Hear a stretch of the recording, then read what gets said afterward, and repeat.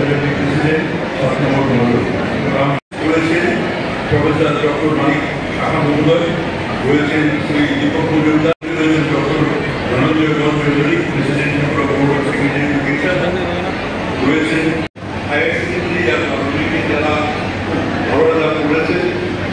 এই যদি কিছু থাকে তাহলে মা বাবা, সুতরাং আমি প্রথমে মা বাবাকে অভিনন্দন জানাই। যারা ভালো রেজাল্ট করেছে তারা আরও ভালো রেজাল্ট করবে, আমি আমার কোনো সন্দেহ নেই।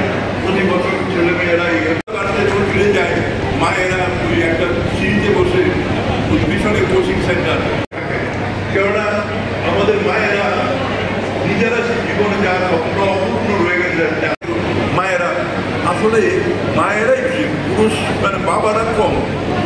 আমার মনে হয় আমি জানি না, আপনারা ভেবে দেখতে পারেন শ্রেষ্ঠ মা শ্রেষ্ঠ বাবা সন্তানের মধ্যে সেই অপূর্ণ বাসনা যে স্বপ্ন পূর্ণ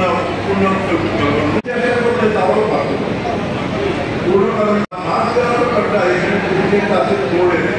আমি যখন পড়াশোনা করতাম আমার স্যাররা ইত্যাদি করতে হয়ে যায়, আমরা 60% পেতাম কি পেতাম না।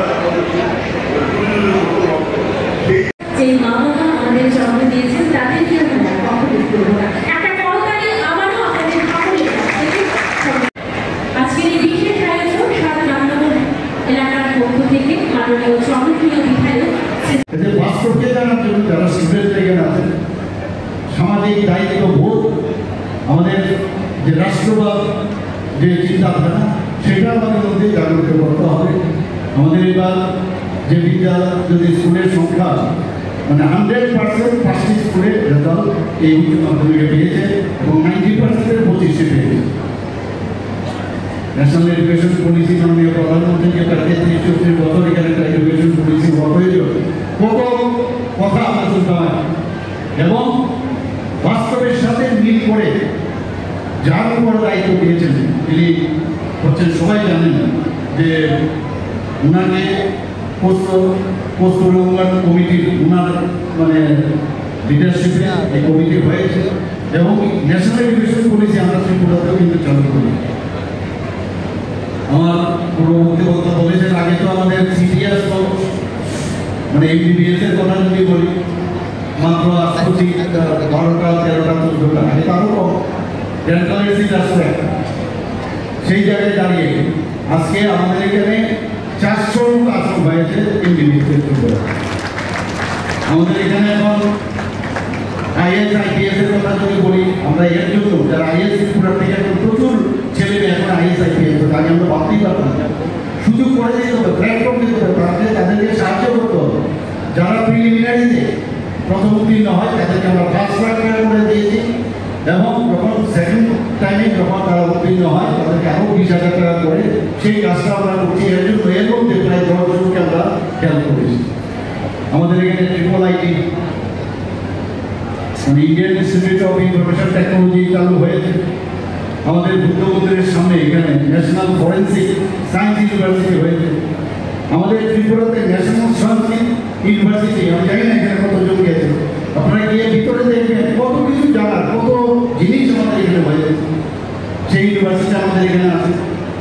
এখানে আমাদের যে ন্যাশনাল ল ইউনিভার্সিটি, এত সম্মাননীয় যিনি আমাদের রাষ্ট্রপতি উনি এসে সেটাকে উদ্বোধন করেছিলেন। এখন আরও তার এক্সটেনশন দরকার, জমিরও একটু সমস্যা ছিল, সেইগুলো আমরা সমাধান করেছি। এবং আমি বারবার বলি যে দিলাম আর বসে থাকতে হবে না, টাইম লাইনের মধ্যে কাজ কমপ্লিট করতে হবে। Monitoring very important. তো সেই ব্যবস্থাটা করছি এখানে যাতে ন্যাশনাল ল ইউনিভার্সিটি আরও ভালোভাবে কাজ করে। এখানে আমাদের ব্রহ্মাদেবা ইন্টারন্যাশনাল বুদ্ধা ইউনিভার্সিটি এটা কাজ শুরু করে দিয়েছে। তার জন্য যা যা দরকার ওনারা আমাদের কাছে সাহায্য চেয়েছে, গভর্নমেন্ট অফ ইন্ডিয়ার কাছে আমরা লিখেছি। তো ইন্টারন্যাশনাল বুদ্ধিস্ট ইউনিভার্সিটি যদি এখানে হয় তাহলে আজকে সাউথ ইস্ট এশিয়া থেকে বহু লোক আজকে এই ত্রিপুরাতে আছে। এটা একটা সাংঘাতিক ইম্পর্টেন্ট এবং ত্রিপুরাতে শান্তি আছে বলে প্রচুর ইনভেস্টার এখন এই এডুকেশন যে সাবজেক্ট আছে তার উপরে অনেক আসতে থাকে। আমার সাথে একটু আগে আমাদের মাননীয় প্রাক্তন যিনি ত্রিপুরা ইউনিভার্সিটিকে চালিয়েছেন এতদিন ধরে, উনি আমাকে বলছিলেন যে উইমেন ইউনিভার্সিটির বিষয়ে আমাকে জিজ্ঞেস করছেন। তো আমি বলছিলাম, উনি আমাকে বলছিলেন আমরা আগরতলা যে উইমেন্স কলেজ আছে সেটাকে উইমেন্স ইউনিভার্সিটি করার আমরা চিন্তা ভাবনা।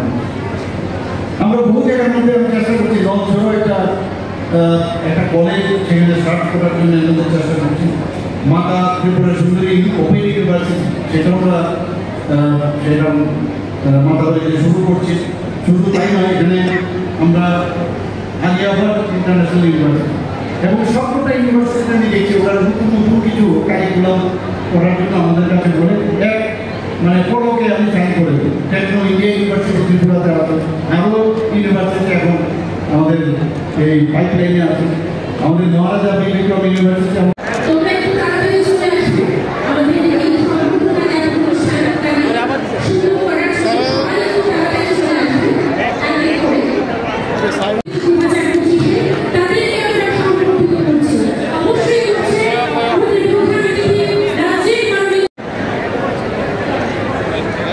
রাজ্য বিদ্যালয় শিক্ষা দপ্তর এবং প্রত্যেকটা এলাকা যেভাবে ছাত্রছাত্রীদের অন্যান্য সম্মানিত অতিথিরা সকলেই একই সঙ্গে এই সম্পর্কটা অনুষ্ঠানে মণ্ডলের ভিতরে অবশ্যই এটার কোনো দিতে আছে সাধারণ এলাকার তাদের সুন্দর স্কুল ব্যাগ এবং একটি সুন্দর ফল ম্যানেজ এবং মিষ্টি দিয়ে সম্মান জানানো হচ্ছে। ম্যানেজ তুলে দেওয়া হচ্ছে ছাত্রীর হাতে একটা কলকাতা নেওয়ার সকলের কাছ থেকে। সম্মানিত জেলা সংবিধানের ব্যাপক উপাচার্য পদ্মশ্রী ডাক্তার অরুণা সভাপতি রয়েছে, বিভিন্ন মন্ত্রিসভা রয়েছে, আমাদের সম্মানীয় অতিথিরা এই সম্বর্ধনা অনুষ্ঠানকে ফলপ্রসূ করে তুলছে।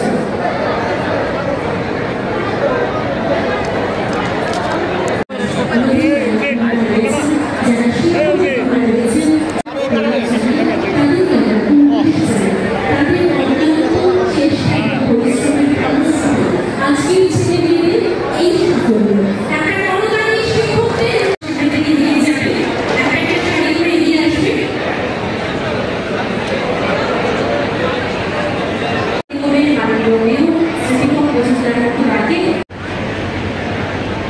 নমস্কার।